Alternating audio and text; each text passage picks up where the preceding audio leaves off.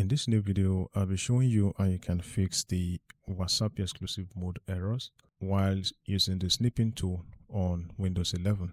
Now, if you recently noticed that your sounds are partly recorded when you're trying to use the snipping tool on Windows, here is how to resolve the issue.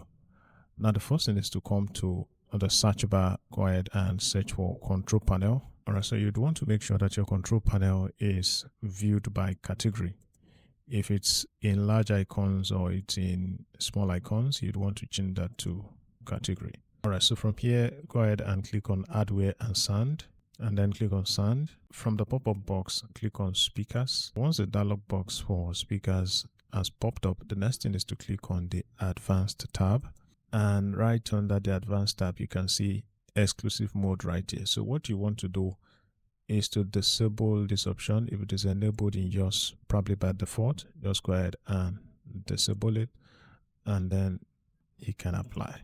So there you have it, guys.